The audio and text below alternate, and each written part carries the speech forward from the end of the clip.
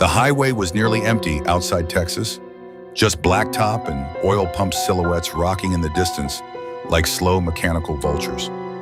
Lena noticed the truck hours ago, an old 18-wheeler, faded red cab, chrome peeling. It kept a steady distance behind her on Route 285, its headlights floating in her rearview mirror like two unblinking eyes. Every time she changed lanes, it did too, slowly, deliberately. Her stomach had been tight ever since. She told herself she was being paranoid. It was late. She was tired. The desert played tricks on you. Then the steering wheel began to thump. Thump, thump, thump, thump, thump. Her car pulled slightly right. "Please don't be a flat," she whispered. It was. The tire shredded within seconds, flapping violently as she eased onto the shoulder. Gravel spat beneath her car. The road was dead silent except for the ticking engine and wind hissing across scrub brush. And in her mirror, the truck. It slowed. Her heart kicked hard against her ribs. The 18-wheeler rolled past her. Didn't stop. Didn't honk. Just kept going. Lena exhaled shakily, both relieved and unsettled. She fumbled for her phone. No service. Of course. 10 minutes later, red and blue lights bloomed behind her like an omen. A sheriff's cruiser. Relief flooded her so fast it almost made her dizzy. The patrol car pulled up behind her with deliberate calm. A tall officer stepped out. Wide shoulders, crisp uniform, campaign hat casting his face in shadow. "Evening, ma'am," he called as he approached.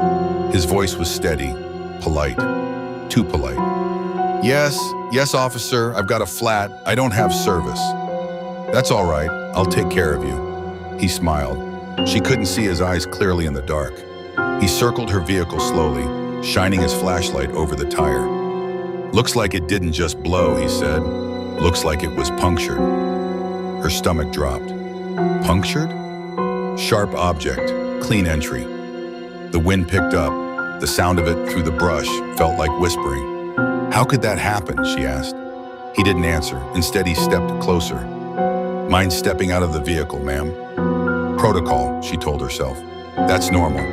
But something in her chest screamed. He hadn't called for backup.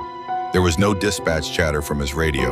His cruiser's decals looked off, slightly misaligned. The reflective lettering wasn't quite right. "Ma'am," he repeated, firmer now. That's when she saw it.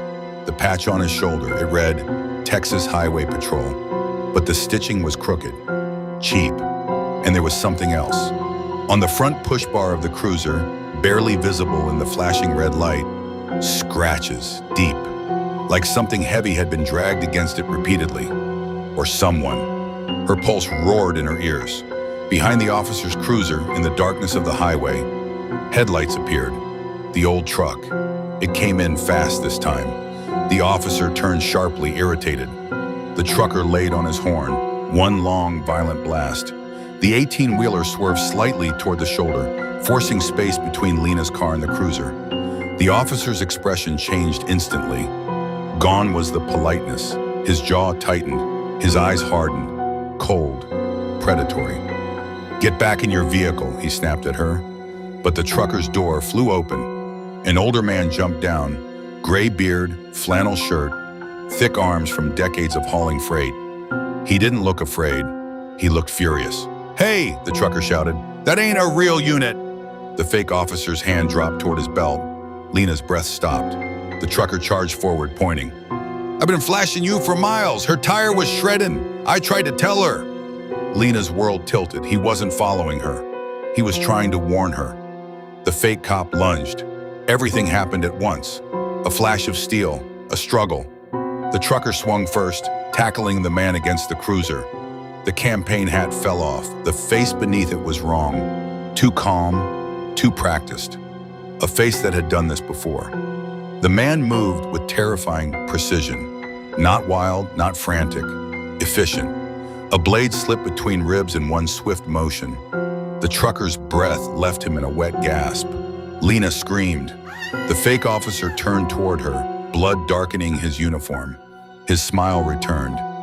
"You should have just stepped out of the car." She ran. Adrenaline overrode thought. She dove into her driver's seat, slammed the door, locked it. The man sprinted toward her vehicle. She threw the car into drive, flat tire grinding against asphalt, metal screeching. The fake officer smashed his hand against her window. His eyes were empty. "You won't make it far." She floored it anyway. The car lurched violently, sparks flying as she scraped the rim down the highway. The steering wheel shook like it would rip free. Behind her, the cruiser didn't immediately follow. It just sat there, hazards flashing like nothing had happened, like it was still waiting for the next woman. She didn't stop driving until she saw real lights in the distance, an actual gas station with other cars and people. When the real deputies arrived, she could barely speak. They found the abandoned cruiser 20 miles back. It wasn't registered. The VIN number was scraped off. Inside the trunk were zip ties, duct tape, a camera, and jewelry. Lots of jewelry. 20 confirmed victims over the last 5 years. All pulled over late at night on isolated Texas highways. The media would later name him the Texas Strangler, but they never caught him. The trucker's body was found beside the road. No identification in his cab except a first name written on a thermos, Ray. No next of kin ever came forward. The fake cruiser was torched 2 nights later in an abandoned oil field. No fingerprints, no DNA, just ash. Sometimes when Lena drives at night, she swears she sees a faded red 18-wheel in her rearview mirror, keeping a steady distance, watching. And somewhere on another empty Texas highway, red and blue lights still bloom in the dark. Thank you for the support. Truly, stay locked in and subscribe to Quick Creepy Tales for more short stories that linger long after they end. Until next time, keep your lights low.